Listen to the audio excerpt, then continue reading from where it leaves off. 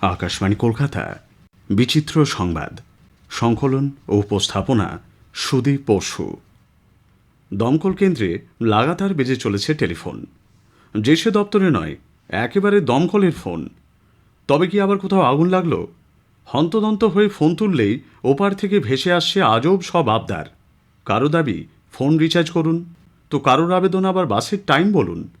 আবার কেউ রাগত স্বরে বলছেন ফোনে নেটওয়ার্ক নেই কেন। নিত্যদিন এই ধরনের বিভিন্ন ফেক কল নিয়ে সমস্যায় পড়ছেন উত্তর দিনাজপুর জেলার ইসলামপুরের দমকল বাহিনীর কর্মীরা। দমকলের মতো জরুরি পরিষেবার ল্যান্ডলাইন ও টোল ফ্রি নম্বরে প্রতিদিন ভুয়ো কল আসায় বিভ্রান্তিতে পড়ছেন জরুরি পরিষেবার কর্মীরা। এক আধিকারিক জানান, দমকলের টোল ফ্রি নম্বর 101 ও দপ্তরের ল্যান্ডলাইনের কল একই টেলিফোনে আসে। তাই অনেকেই টোল ফ্রি নম্বরে ফোন করে এমন রসিকতা করায় সমস্যা তৈরি হচ্ছে। আপৎকালীন সময়ে দমকলে ফোন করে লাইন পাচ্ছেন না বিপদগ্রস্তরা। বারবার মানুষকে সচেতন হতে বলছেন দমকল বিভাগের আধিকারিকরা। তলানিতে ঠেকা যুবা জনসংখ্যার হার নিয়ে টালমাটাল জাপান, আর তাই এবার মাঠে নেমেছে খোদ প্রশাসন। গত 5 দশকে জাপানে এই হার 2.1-এর ওপরে উঠতে পারেনি।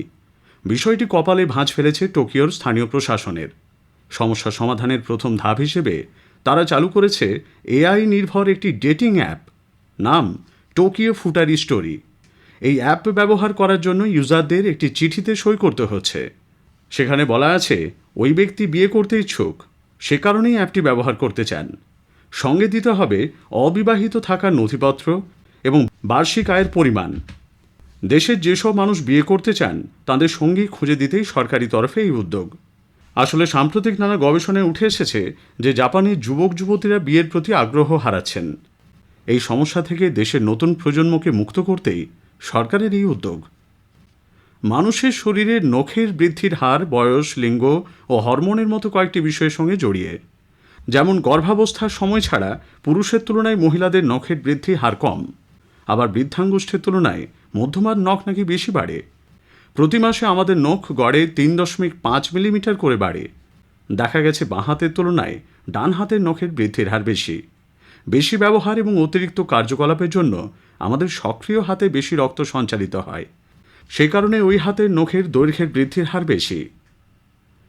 জাপানে বেশ জনপ্রিয় হয়েছে একটি ইলেকট্রিক চামচ। এই চামচে নাকি নুন আছে। আসলে সেদেশের বেশিরভাগ মানুষই নুন খাওয়া কমাতে ইচ্ছুক। সেই কথা মাথায় রেখে একটি সংস্থা এই ইলেকট্রিক চামচ তৈরি করেছে। তাতে বিদ্যুৎ প্রবাহ এমনভাবে কাজ করবে যে মনে হবে খাবারে নুন আছে, আদতে কিন্তু খাবারটা নুন ছাড়াই। আর এই চামচের চাহিদা তো বিশ্বজুড়ে। ব্লাড প্রেশার সহ নানা অসুখ কমাতে সাহায্য করবে এই চামচ, এমনটাই মত গবেষকদের। মার্কিন মুলুকের নিউ ইয়র্ক শহরে সুপারমার্কেটের সাইনবোর্ডের অ্যাটিকে 1 বছর কাটিয়ে দিলেন বছর 34-এর এক মহিলা। সাইনবোর্ডটির দৈর্ঘ্য প্রস্থ সাকুল্যে 5 ফুট বাই 8 ফুট। এতটুকু জায়গাতেই তিনি রেখেছিলেন বিছানা, computer, printer, coffee maker, phone. কেউই কিছু জানত না। অবশেষে পুলিশ তাকে খুঁজে পায়। কিন্তু কেন তিনি সেখানে ছিলেন? এর জবাবে ওই মহিলা জানিয়েছেন, বাড়ি ভাড়া বাঁচাতেই এমন কাণ্ড ঘটিয়েছেন তিনি। কখনো কোনো সমস্যা হয়নি, কিন্তু তিনি কিভাবে ছাদে উঠতেন নামতেন তা জানতে পারেননি কেউ। সারা বিশ্বে এখন চলছে 2024 সাল। তবে এমন একটি দেশ আছে যেখানে ক্যালেন্ডারের পাতায় লেখা 2017 সাল। না, আপনি টাইম ট্রাভেল করে আসেননি। বাস্তবে এমন একটি দেশ আছে যেটি বিশ্বের অন্যান্য দেশ থেকে 7 বছর পিছিয়ে। দেশটি হলো ইথিওপিয়া। আসলে ইথিওপিয়ান ক্যালেন্ডারে বছরে 12 নয় 13 মাস রয়েছে। শেষ মাসকে বলা হয় পাইগুম, যা মাত্র 5 বা 6 দিনের।